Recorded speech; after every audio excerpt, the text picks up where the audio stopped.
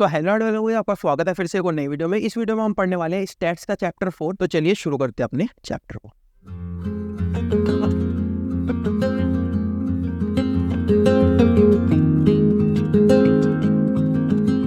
तो video start करने से पहले कुछ बेसिक बातें, कैसे आप इस वीडियो को देखकर मिनिमम इनपुट देकर मैक्सिमम आउटपुट निकाल सकते हो। ये बातें मैं हर वीडियो के स्टार्टिंग में बोलता हूँ। अगर आपको ये बातें पहले से पता है तो आप डायरेक्टली टॉपिक 1 के ऊपर जंप कर सकते हो।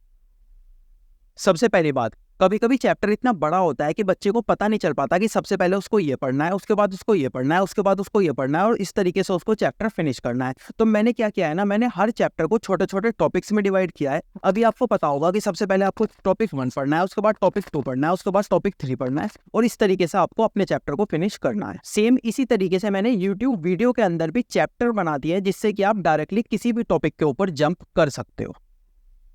दूसरी बात, अभी आपको किसी भी चैप्टर को पढ़ने के लिए वीडियो का पार्ट 1, पार्ट 2, पार्ट 3 ढूंढने की जरूरत नहीं पड़ेगी। मैंने पूरा का पूरा चैप्टर सिर्फ और सिर्फ एक वीडियो में कवर किया है।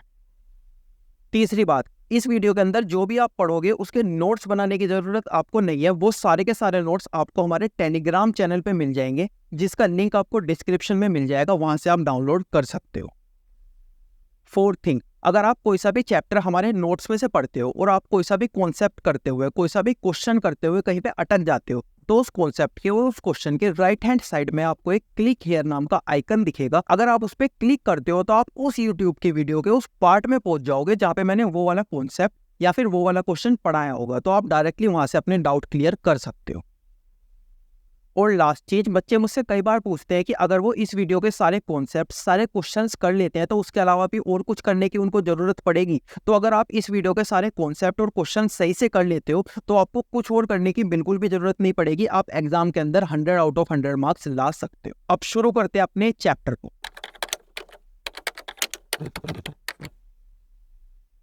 अब इस चैप्टर का सबसे पहला टॉपिक हमारे पास आता है concept of presentation of data, यानी कि हम डाटा को क्या करने वाले हैं, प्रेजेंट करने वाले हैं। देखो, चैप्टर 2 के अंदर हमने डाटा को क्या किया था, कलेक्ट किया था। उसके बाद चैप्टर 3 के अंदर क्लासिफाई किया। अब हमने डाटा को कलेक्ट कर लिया, उसको अलग अलग छांट लिया, क्लासिफाई कर लिया। अब ये जो डाटा है हम जिस भी इंसान को देंगे उसे कैसे देंगे, कहीं पर लिख के देंगे ना, एक ग्राफ की फॉर्म में देंगे, एक टेबल की फॉर्म में देंगे, अलग अलग फॉर्म में हम दे सकते हैं। तो उसको हम क्या बोलते हैं, प्रेजेंटेशन ऑफ डाटा। हम उस डाटा को कैसे प्रेजेंट कर रहे हैं, सबसे पहले कलेक्ट करेंगे, उसे क्लासिफाई करेंगे, दिल्ली का अलग करेंगे, मुंबई का अलग करेंगे, उत्तराखंड, यूपी, मणिपुर, सबका अलग अलग कर देंगे। और लास्ट में हम क्या कर देंगे, लास्ट में हम उस डाटा को किसी को प्रेजेंट करके दे देंगे। तो लास्ट में क्या करेंगे, प्रेजेंट करेंगे, उसे लिखेंगे। प्रेजेंट कैसे कैसे कर सकते हैं, टेबल की फॉर्म में कर सकते हैं, डायग्राम की फॉर्म में कर सकते हैं, ग्राफ की फॉर्म में डाटा को प्रेजेंट कर सकते हैं। देखते हैं एक एक करके ये तीनों क्या होते हैं।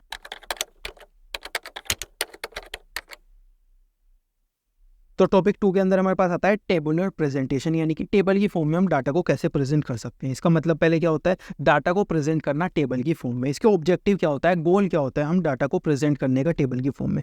क्लैरिफाई करता है ऑब्जेक्टिव ऑफ इन्वेस्टिगेशन, यानी कि हमने इन्वेस्टिगेशन क्यों किया था। इसके बाद कैरेक्टरिस्टिक करता है ये डाटा की, यानी कि जिस भी डाटा की जो भी कैरेक्टरिस्टिक होगी उस हिसाब से ये उसको डिवाइड कर देगा। मिनिमम स्पेस, कम से कम स्पेस लेगा अगर हम डाटा को टेबल की फॉर्म में प्रोवाइड करेंगे। फैसिलिटेट प्रोसेस, जो भी हम प्रोसेस करने वाले हैं उसको फैसिलिटेट करेगा, उसे आसान बना देगा। फाइंड आउट एरर, अगर कोई एरर होगा तो उसे भी हम ढूंढ सकते हैं। तो ये ऑब्जेक्टिव होते हैं, ये गोल होते हैं जो कि हम अचीव करते हैं टेबल की फॉर्म में डाटा को प्रेजेंट करके। इसके एडवांटेजेस क्या है डाटा को टेबल की फॉर्म में प्रेजेंट करने के, सबसे पहले सिंप्लीफाइज फैक्ट, यानी कि फैक्ट को क्या कर देगा, सिंप्लीफाई कर देगा। इकोनॉमी के लिए भी बहुत जरूरी होता है। अट्रैक्टिव प्रेजेंटेशन भी अच्छी लगेगी और कुछ अदर बेनिफिट्स भी इसके होते हैं। तो टेबल हमारी दिखती कैसे है, ये होती है हमारे कुछ मेन पार्ट्स ऑफ टेबल। ये ऐसी टेबल हमारी दिखती है। अब इस टेबल के कुछ मेन पार्ट होते हैं। सबसे पहला क्या होता है, टेबल नंबर, कौन से टेबल की नंबर है हम यहाँ पर डालते हैं, ठीक है। उसके बाद हमारे पास आता है टाइटल, यानी कि टेबल किस बारे में है, टेबल किस बारे में है, वो सारी चीजें हम यहाँ डालते हैं। सबसे पहले हम डालते हैं टेबल नंबर, उसके बाद डालते हैं टेबल टाइटल, ठीक है। उसके बाद हमारे पास क्या आता है, उसके बाद हमारे पास इधर आती है रो के अंदर हम क्या डालते हैं, हेडिंग डालते हैं, रूरल, अर्बन या ऑल। रूरल, अर्बन और हमने कैटेगरी कैसे बनाई है, डाटा को कैसे क्लासिफाई किया है, सबसे पहले हमने रूरल के अंदर किया है, फिर अर्बन के अंदर किया है, फिर क्या किया है, ऑल यानी कि दोनों के अंदर किया है। इसके बाद हमने यहाँ क्या किया है, मेल फीमेल और टोटल, मेल फीमेल और टोटल, मेल फीमेल और टोटल, ये सब किसके अंदर आते हैं, रो के अंदर आते हैं, ठीक है। इसके बाद हमारे पास आते हैं कॉलम, यानी कि ऐसे ऐसे ऐसे ऐसे ऐसे ऐसे, इसको हम क्या बोलते हैं, कॉलम बोलते हैं, ठीक है। अभी ये जितने भी कॉलम्स हैं, जैसे एक कॉलम ये हो गया, एक कॉलम ये हो गया, एक कॉलम ये हो गया, एक कॉलम ये हो गया, तो इस तरीके से हम डाटा को जब प्रेजेंट करते हैं तो डाटा दिखने में अच्छा लगता है। उसके बाद यूनिट, जो भी हम टोटल लिखने वाले हैं वो किस चीज़ में लिखने वाले हैं, जैसे यहाँ क्या लिखा है हमने, करोड्स में लिखने वाले हैं। जैसे कि यहाँ 38 क्या है, 38 इंसान नहीं है, ये 38 करोड़ रुपीज़ है, यानी कि ये वाले करोड़ रुपीज़ है। तो जब हम यूनिट को लिखते हैं ना, तो हमें बार बार करोड़ लिखने की ज़रूरत नहीं है, इसीलिए हमारी यूनिट बहुत ज़्यादा हेल्पफुल होती है। इसके बाद ये होती है बॉडी ऑफ टेबल। देखो ये तो हो गई हमारी हेडिंग, ये हो गई हेडिंग, ये हो गई हेडिंग, ये हो गई हेडिंग, ये हो गई, ये हो गई, ये हो गई, ये हमारी हेडिंग हो गई। लेकिन मेन पार्ट क्या हो गया, हमारे टेबल का मेन पार्ट हो गया ये वाला। तो इसको हमने क्या बोला, इसको हमने बोला बॉडी ऑफ टेबल। जो भी हमारा मेन पार्ट होता है उसको हमने बोला बॉडी ऑफ टेबल। इसके बाद हम यहाँ पे लिखते हैं सोर्स। सोर्स का मतलब क्या होता है, सोर्स का मतलब होता है ये वाला डाटा हमने लिया कहाँ से है। जैसे इन्होंने ये कहाँ से लिया है, सेंसस ऑफ इंडिया 2001, इंडिया के सेंसस से लिया है 2001, यानी कि सोर्स, यानी कि ये डाटा हमने लिया कहाँ से है। और अगर एंड में कुछ नोट होगा, यानी कि कुछ इंपॉर्टेंट चीज़ हमें बतानी होगी, जैसे हमें बताना होगा कि यार ये जो डाटा है ना, ये 100% करेक्ट नहीं है, ख़राब भी हो सकता है 99% करेक्ट हो, कहीं ना कहीं गलती हो सकती है इसके अंदर, तो वो हम किसके अंदर लिख देंगे, नोट के अंदर लिखेंगे। फिगर आर राउंड अबाउट, तो नियर करोड्स, इन्होंने क्या किया, नियर करोड्स में फिगर को राउंड अबाउट किया, तो इन्होंने यहाँ पे क्या दिया, एक नोट दिया। तो इस तरीके से हमारी पूरी टेबल आती है। टेबल के अंदर क्या क्या आता है फिर से देख लेते हैं। सबसे पहले टेबल नंबर, फिर आता है टेबल की टाइटल, ये आती है रो। अगर ये जितनी भी है ये ऐसे ऐसे ऐसे ऐसे करके हम करेंगे तो ये क्या है, हमारी रो है।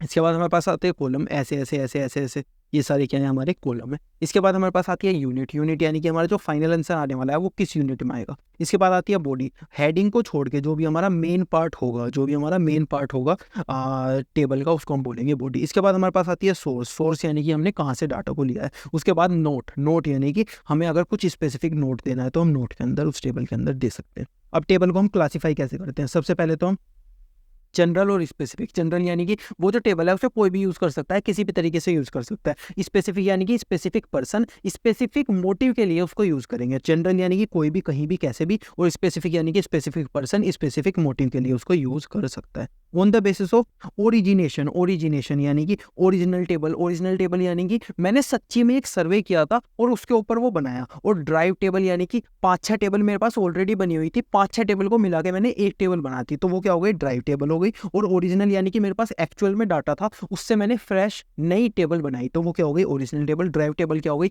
5-6 टेबल मेरे पास थी, मैंने उनसे मिला के एक टेबल बना दी। On the basis of construction. Construction यानी कि सिंपल, जो सिंपल टेबल होगी उसे सिंपल बोलेंगे, जो कॉम्प्लेक्स होगी कॉम्प्लेक्स बोलेंगे। कॉम्प्लेक्स यानी कि जिसमें 2, 3, 4, 5, 10 कॉलम होंगे, वो अपने आप से कॉम्प्लेक्स हो जाएगी। इसके बाद general rule of tabulation. Tabulation बनाते हुए हमें कुछ रूल्स का ध्यान रखना पड़ता है। सबसे पहले प्रॉपर डेमोन्स्ट्रेशन, जो भी हम बता रहे हैं वो ढंग से बताना चाहिए हमको। उसके बाद ऑब्जेक्टिव, जो हमारा गोल था हमें उस हिसाब से टेबल बनानी चाहिए। उसके बाद मैनेजेबल, जो टेबल है वो मैनेजेबल होनी चाहिए। अप्रोक्सीमेशन, अप्रोक्सीमेशन जैसे कि 1.2 हमें नहीं छोड़ना, अगर 1.2 है तो इसको हम राउंड अबाउट 2 लिख देंगे, 1.7 है तो इसको हम राउंड अबाउट 2 लिख देंगे। तो इस तरीके से हम राउंड अबाउट करेंगे, अप्रोक्सीमेशन लगा देंगे। यूनिट, हमें यूनिट जरूर लिखनी है, हमारे आंसर करोड़ में आया है, लैक्स में आया है, वगैरह वगैरह। उसके बाद अदर लो, कुछ और चीज़ें होती है जो हमें ध्यान रखनी है। Essentials of a good table. Good table के अंदर क्या क्या चीज़ होती है, अट्रैक्टिव, गुड टेबल दिखने में अच्छी होती है। साइज, उसका साइज सबसे छोटे से छोटा होता है। कंपेरेबल, यानी कि अगर हमारे 10 टेबल बनाई है, 1, 2, 3, 4, 5, 6 ऐसे ऐसे करके हमने 10 टेबल बनाई है, तो सारी की सारी टेबल ना एक दूसरे से कंपेरेबल होनी चाहिए, यानी कि हम कंपेयर कर सके, इस टेबल को कंपेयर कर सके, इसको इसको इसको इसको 10 टेबल को अगर हम कंपेयर कर सकें तो हमारा काम बन जाएगा। ऑब्जेक्टिव, जो हमारा ऑब्जेक्टिव था वो अचीव होना चाहिए। साइंटिफिक, साइंटिफिक तरीके से हमें टेबल बनानी चाहिए। और क्लैरिटी, हमारी जो टेबल है उसमें क्लैरिटी आनी चाहिए। तो ये था आपका ऑल अबाउट टेबुलर प्रेजेंटेशन। अगर हमें डाटा को प्रेजेंट करना है तो हम 3 तरीके से कर सकते हैं, टेबल, ग्राफ और डायग्राम। तो हमने टेबल पढ़ लिया, अब बचे हुए 2 पढ़ते हैं।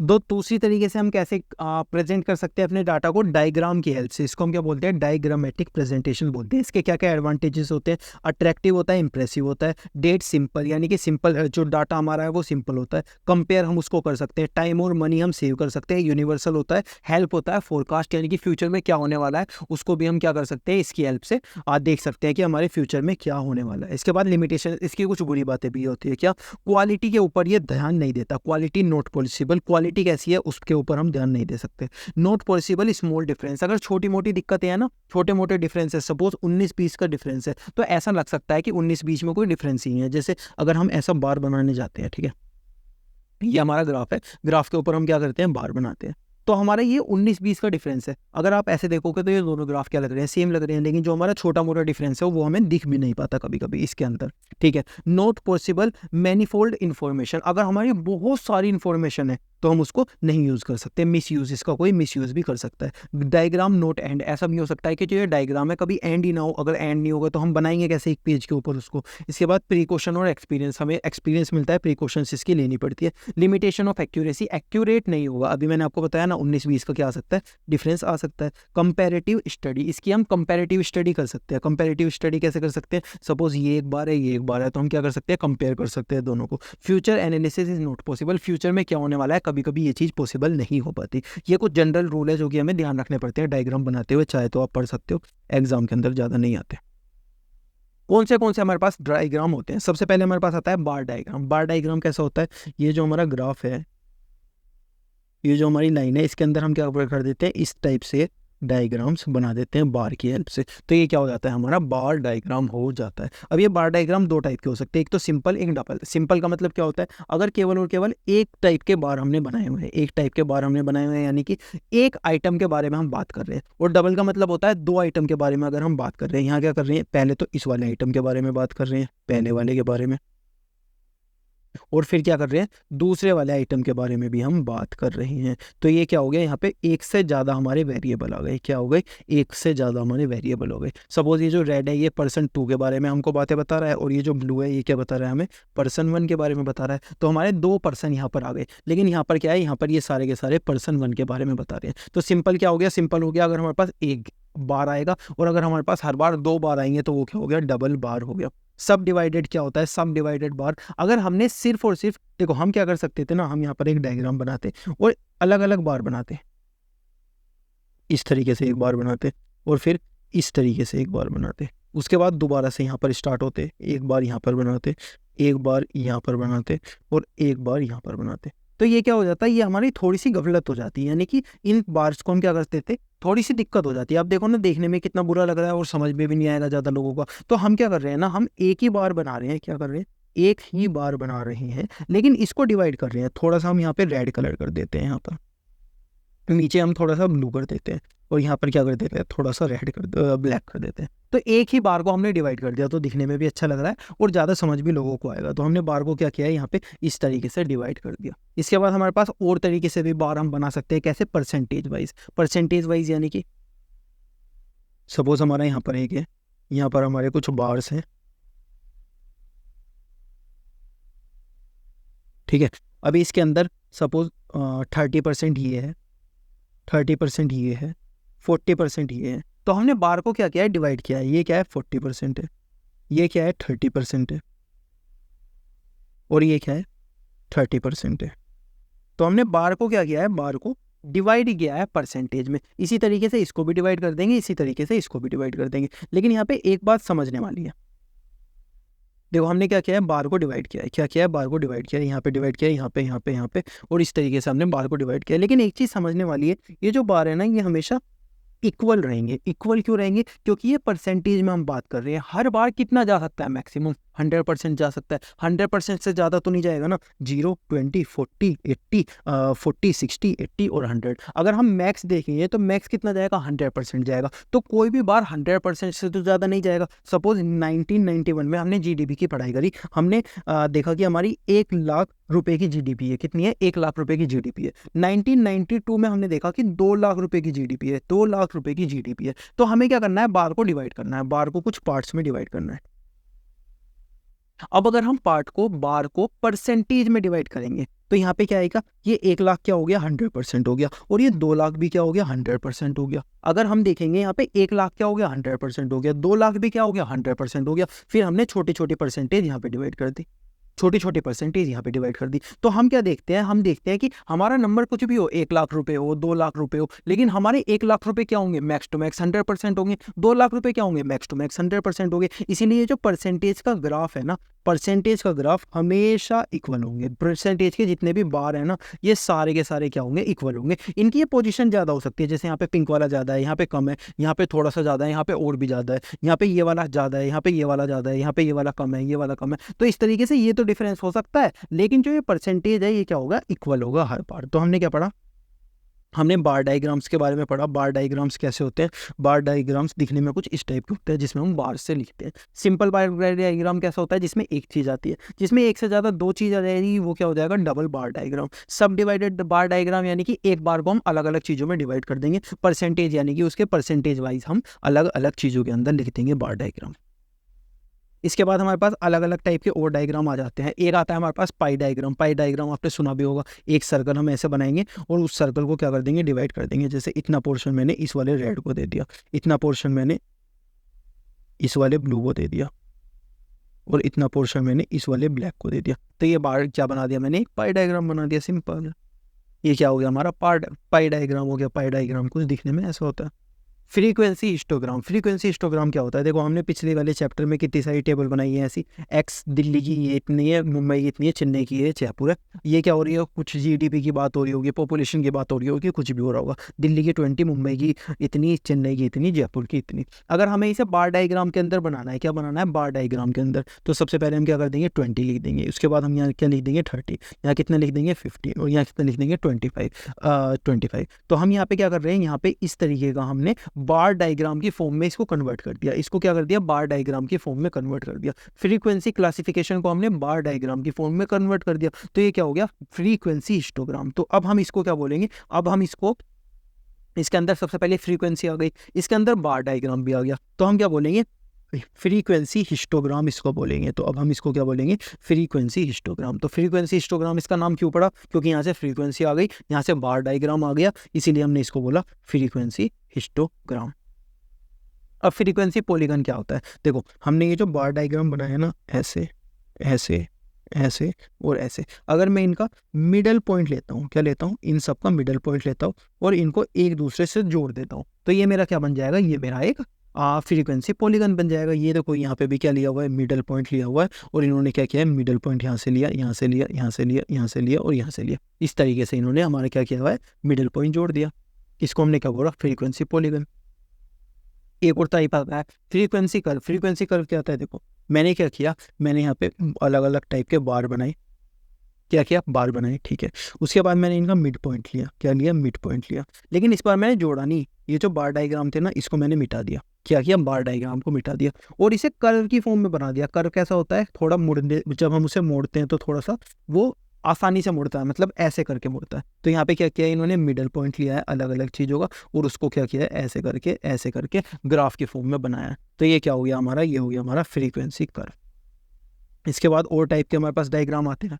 ओजीव। ओजीव क्या होता है? ओजीव के अंदर ना हम लेस देन और मोर देन बनाते हैं। कैसे? देखो, सपोज हमारे पास है 0 से 10, 10 से 20, 20 से 30 और 30 से 40। इसके अंदर हमने एक्स है, इसके अंदर हमारे स्टूडेंट्स आते हैं। क्या आते हैं? एक्स आता है, स्टूडेंट आता है। तो इसके अंदर 5 स्टूडेंट आते हैं, इसके अंदर 7 आते हैं, इसके अंदर 6 आते हैं, इसके अंदर 2 स्टूडेंट आते हैं। अब हम इसको किस किस टाइप से लिख सकते हैं? हम इसको 2 टाइप से लिख सकते हैं, एक लेस देन, एक मोर देन।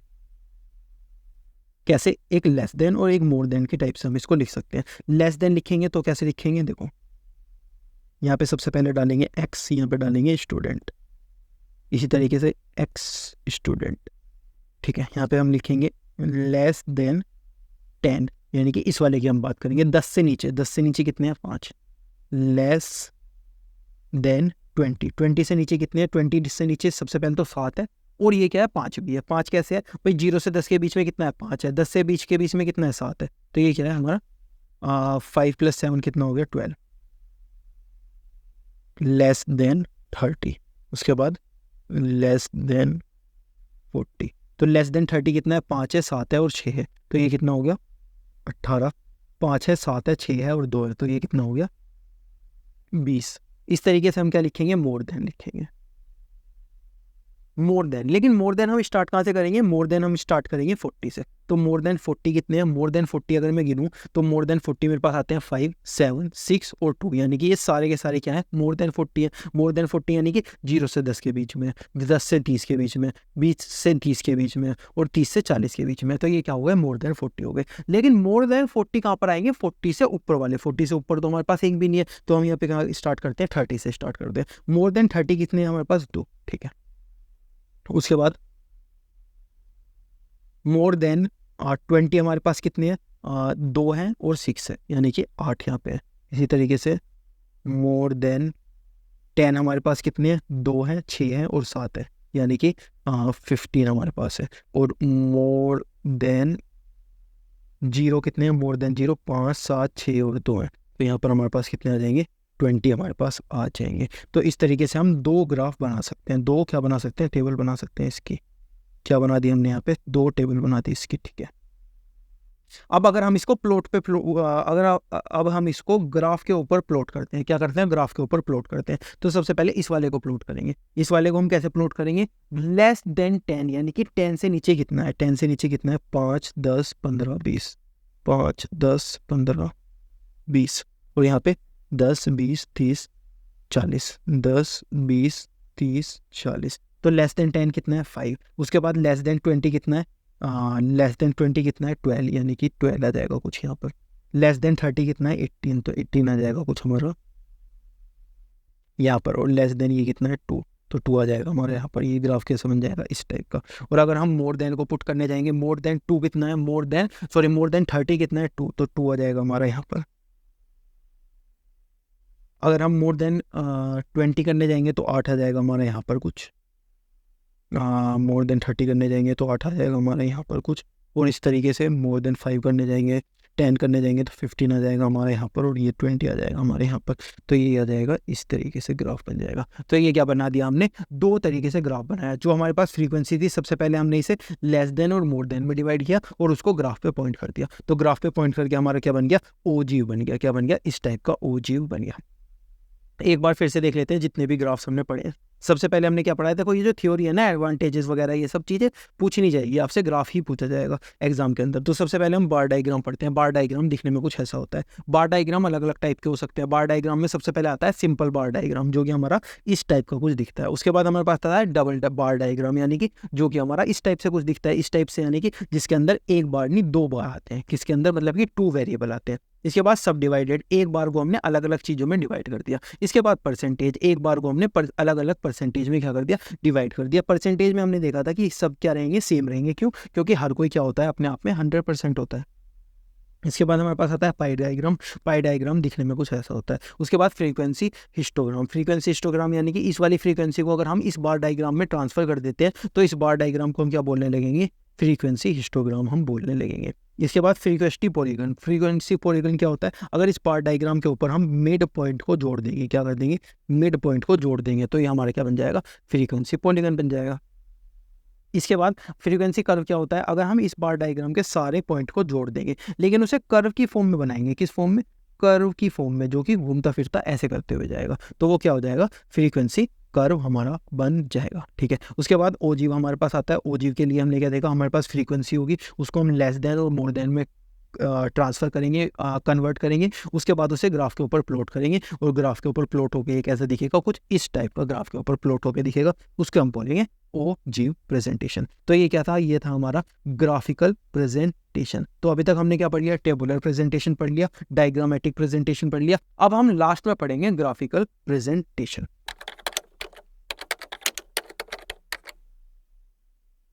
अब लास्ट में हमारे पास टॉपिक 4 आता है, ग्राफिकल रिप्रेजेंटेशन। तो ग्राफिकल रिप्रेजेंटेशन क्या होता है, अगर हम मैथमेटिक्स ग्राफ की हेल्प से अपने डाटा को प्रेजेंट करते हैं तो उसको हम ग्राफिकल रिप्रेजेंटेशन दिखाते हैं। इसके मेरिट्स क्या होते हैं, इसका सबसे पहला मेरिट होता है अट्रैक्टिव होती है हमारी जो भी ग्राफ की फॉर्म में हम डाटा को प्रेजेंट करते हैं वो अट्रैक्टिव होता है, इंटरेस्टिंग होता है, इंप्रेसिव होता है। No knowledge mathematical require, math की ज़्यादा नॉलेज की हमें जरूरत नहीं होती इसे बनाने के लिए। सिंपल, ये क्या होता है, सिंपल होता है। कंपैरिजन, हम अलग अलग चीज़ों को कंपैरिजन कर सकते हैं इसकी हेल्प से। स्टैटिस्टिकल मेजर्स, हम स्टैट्स के सारे मेजर्स को इसकी हेल्प से निकाल सकते हैं, उसका ध्यान रख सकते हैं। नो नीड ट्रेनिंग और नॉलेज, ज़्यादा ट्रेनिंग और नॉलेज की जरूरत नहीं होती ग्राफ बनाने के लिए। इसके बाद जनरल रूल, हमें अगर ग्राफ बनाना है तो उसके कुछ जनरल रूल होते हैं, ये आप पढ़ सकते हो, एग्जाम के अंदर ज़्यादा नहीं आते। इसके बाद लिमिटेशंस, उसकी कुछ दिक्कतें भी होती है। क्या, accuracy can not be check, हमारा जो ग्राफ है वो कितना सही है हम चेक नहीं कर सकते। इनलॉजिकल, कभी कभी ग्राफ इनलॉजिकल भी होता है। मिसयूज, ग्राफ को कोई भी मिसयूज कर सकता है। कैन नॉट एडिक्वेट इन्फॉर्मेशन, कभी कभी हमें वो एडिक्वेट इन्फॉर्मेशन नहीं दे पाता जो हमारा ग्राफ है। ठीक है। इसके बाद हमारे ग्राफ क्या कैसे कैसे होते हैं। सबसे पहले हमारे पास आता है लाइन ग्राफ। लाइन ग्राफ कैसा होता है, यहाँ पे जो हमने बचपन में पढ़ा है, बचपन में क्या पढ़ा है, दो लाइन हमारी इस तरीके से होती है और ये जो ग्राफ होता है इसको हम इस तरीके से ड्रॉ करते हैं। पहला पॉइंट यहाँ आता है, दूसरा यहाँ, तीसरा यहाँ, चौथा यहाँ, पांचवा यहाँ, और उन पॉइंट को हम क्या कर देते हैं, उन पॉइंट को एक दूसरे से मिला देते हैं। जैसे यहाँ मिला दिया, ये मिला दिया, ये मिला दिया और ये मिला दिया, ये क्या बन गया, हमारा एक ग्राफ बन गया। इस तरीके से हम क्या करते हैं, ग्राफ की फॉर्म में डाटा को प्रेजेंट करते हैं। अब ये जो ग्राफ होता है ये अलग अलग टाइप का हो सकता है। सबसे पहले one variable graph. One variable यानी कि जिसमें एक वेरिएबल आएगा। एक वेरिएबल आएगा मतलब कि सबसे पहले पढ़ते हैं two variable graph. Two variable के अंदर क्या है, सबसे पहले तो एक चीज का हमने ध्यान लिया है, यानी कि इस वाले ग्राफ को बनाया है, और दूसरे के अंदर हमने इस वाले ग्राफ को बनाना है। तो हमने यहाँ पे क्या किया है, टू वेरिएबल लाए है। टू वेरिएबल यानी कि ये तो ग्राफ हो गया पर्सन 1 के लिए, ये क्या हो गया, ये तो हो गया पर्सन 2 के लिए, और ये हो गया पर्सन 1 के लिए। तो यहाँ पे दो इंसान का एक साथ हमने कंपेयर किया, यानी कि हमारे वेरिएबल कितने थे, दो वेरिएबल थे, और वन वेरिएबल अभी आपको समझ आ गया होगा। यानी कि अगर हमारा केवल और केवल एक पर्सन होगा, पर्सन 1 होगा, तो हमारा यहाँ पे क्या होगा, एक वेरिएबल होगा। Fast base line. Fast base line क्या होती है, देखो सपोज जो मेरा डाटा है ना, वो क्या है, जो मेरा डाटा है ना वो 1000 से लेकर 1010 तक है। क्या है, 1000 से लेकर 1010 तक है। तो मैं कैसे लिख सकता हूँ, 1010 में यहाँ लिख सकता हूँ, 1009 में यहाँ लिख सकता हूँ, 1008 में यहाँ लिख सकता हूँ, 1007 में यहाँ लिख सकता हूँ। ठीक है, चलो ऐसे नहीं लिखते, थोड़ा इजी करने के लिए 10,005 में यहाँ लिख देता हूँ, 1000 में यहाँ पे लिख देता हूँ। ठीक है, अब मेरे को एक बात बताओ, यहाँ पे क्या आएगा, 0 आएगा। तो ये जो गैप है ये मुझे 1000 से लेके 0 तक लिखना पड़ेगा। अगर ऐसा होगा तो मैं तो लिखता ही रह जाऊंगा, पागल बन जाऊंगा। तो मुझे क्या करना है, अगर मैं इस ग्राफ को ऐसे बना रहा हूँ ना, 1000 से 1010 तक का काम कर रहा हूँ, तो 1000 से और 0 यानी कि यहाँ से यहाँ तक मुझे लिखने की जरूरत नहीं है। तो यहाँ से यहाँ तक नहीं लिखूंगा, तो मैं क्या करूंगा, मैं इन दो लाइन के बीच में ना ऐसा करके एक ग्राफ बना दूंगा। इसका मतलब क्या हो जाएगा, इसका मतलब हम समझेंगे कि ये क्या है, 0 से लेके 1000 तक की काउंटिंग है। ये क्या है, 0 से लेके 1000 तक की काउंटिंग है। तो अगर मेरा जो डाटा है 1000 से 1010 के बीच में लाई करता है, तो मैं 1000 से 1010 तो लिखूंगा, लेकिन जो मेरा ये वाला पोर्शन है 0 से 1010 उसे मैं नहीं लिखूंगा। उसकी जगह मैं क्या कर दूंगा, यहाँ पर ऐसा ग्राफ बना दूंगा। और इसी तरीके से सबसे पहले तो यहाँ पे देखते हैं इन्होंने क्या बनाया, ऐसा ऐसा ग्राफ बनाया है। आप ऐसा भी बना सकते हो या फिर ऐसे करके भी ग्राफ बना सकते हो, एक ही बात होती है। तो यहाँ से यानी कि 800 से लेके और 0 तक इनका ग्राफ क्या है, ऐसा है। और यही चीज़ इस लाइन पे भी आ सकती है, तो इस लाइन पे भी आप इस तरीके का ग्राफ बना सकते हो। तो ये दो चीज़ें क्या होती है, इन दो की हेल्प से आपको बहुत सारा काम आपका बच जाता है। इसको हम क्या बोलते हैं, फॉल्स बेस लाइन। अगर आपको डायरेक्टली किसी पॉइंट से स्टार्ट करना है, जैसे मुझे यहाँ क्या करना था, 1000 से स्टार्ट करना था, तो मैंने यहाँ पे क्या बना दिया, एक ऐसे करके लाइन बना दी। उस लाइन को हम क्या बोलते हैं, फॉल्स बेस लाइन बोलते हैं। और अगर मुझे इस पे बनानी है तो इस पे भी मैं ऐसी करके बना सकता हूँ।